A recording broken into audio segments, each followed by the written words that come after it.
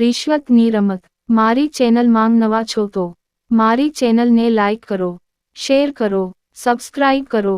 धन्यवाद। विजयनगरना राजा कृष्णदेव रायना दरबार मांग कलाकारोनो खूब ज आदर थतो हतो। तेमना दरबार मांग संगीतकारो, गीतकारो, कविओ अने नर्तकोनो सतत प्रवाह हतो।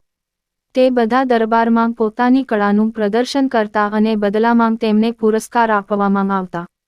कोई पण कलाकार ने कोई एवोर्ड के पैसा आपता पहेला महाराज हमेशा तेनालीरामनी सलाह लेता हता।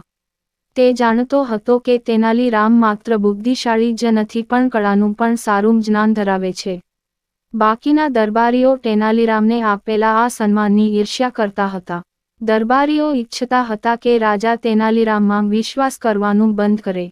एकवार तेनालीराम कोर्टमां आवी शक्या न हता। तेनी गैरहाजरीनो लाभ लईने दरबारीओ राजानी वात सांभळवा लाग्या। तेणे राजाने कह्युं, महाराज तेनालीराम खूब ज अप्रमाणिक माणस छे। जे पण कलाकार तेने एवोर्ड अपाववो होय तो ते पहेला लांच ले छे। तेथी तमे आ बाबते तेमनी पासेथी सलाह लेवानुं बंध करो। ज्यारे तेनालीराम 4-5 दिवस दरबार मांग न आव्यो त्यारे दरबारीओए फरीथी राजाने आ ज वात कही। बधा दरबारीओनी वारंवार विनंतीओ पछी राजाने पण तेनालीराम पर शंका थई।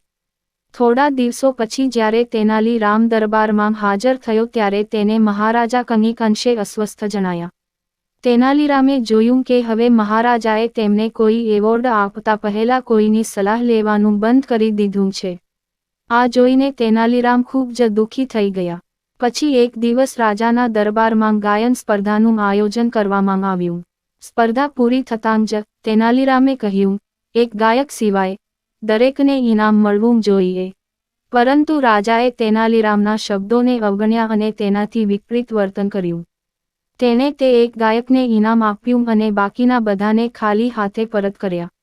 तेनालीराम माटे आ खूब ज अपमानजनक बाबत हती। तेनालीरामनुं आ अपमान जोईने बधा दरबारीओ खूब खुश थया। थोड़ा दिवसों पछी एक खूब ज मधुर गायक दरबारमां पोतानी कळानुं प्रदर्शन करवा आव्यो। राजानी परवानगी मळतां तेणे गावानुं शरू कर्युं। तेनो अवाज अने टायर खूब ज मधुर हता। ते दिवसे तेणे दरबारमां घणा गीतो गाया अने आखी રાજસભાને ભાવુક કરી દીધી। જ્યારે તેણે ગાવાનું પૂરું કર્યું ત્યારે તેનાલીરામે ગાયકને કહ્યું, તમારો અવાજ ખૂબ જ મધુર છે અને મેં મારા જીવનમાં આવા ગીતો ક્યારેય સાંભળ્યા નથી। આ ટેલેન્ટ માટે તમારે 15,000 સોનાના સિક્કા મળવા જોઈએ। તેનાલીરામની વાત સાંભળીને રાજાએ કહ્યું, તમારી કળા ખરેખર અદ્ભુત છે, પરંતુ અમારી તિજોરીમાં કોઈ ગાયક માટે પૂરતા પૈસા નથી, તેથી હવે તમે જઈ શકો છો। રાજાની વાત સાંભળીને ગાયક ખૂબ જ નિરાશ થઈ ગયો અને તેણે પોતાના સંગીતના સાધનો ભેગા કર્યા અને ત્યાંથી જવાનું શરૂ કર્યું। તેનાલીરામને તે પ્રતિભાશાળી ગાયકની હાલત માટે ખૂબ જ અફસોસ થયો। તેણે સંપૂર્ણ દરબારમાં ગાયકને બંડલ આપ્યું। આ જોઈને દરબારીઓએ વિરોધ શરૂ કર્યો। બધાએ એક અવાજે કહ્યું કે જ્યારે રાજાએ ગાયકને કંઈ આપ્યું નથી, તો પછી દાન વહેંચનાર તેનાલીરામ કોણ છે? તેનાલીરામની આ ક્રિયાથી રાજાને પણ ખૂબ ગુસ્સો આવ્યો।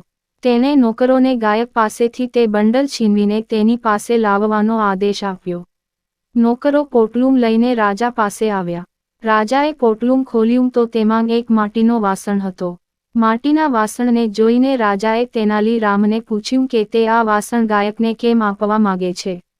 તેનાલીરામે કહ્યું, મહારાજા, આ ગરીબ ગાયક ઇનામ જીતી શક્યો નથી, પણ કમસે કમ તે આ દરબારને ખાલી હાથે નહીં છોડે। તે વખાણ અને તાળીઓથી ભરેલા આ માટીના પાત્રને લઈ જશે।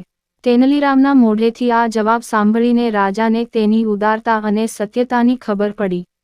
તેનો ગુસ્સો અદૃશ્ય થઈ ગયો અને રાજાએ ગાયકને 15,000 સોનાના સિક્કા આપ્યા।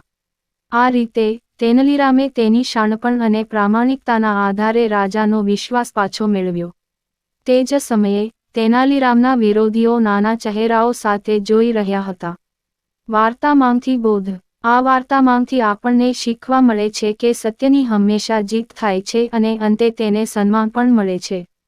પૂરી વાર્તા સાંભળવા માટે ધન્યવાદ।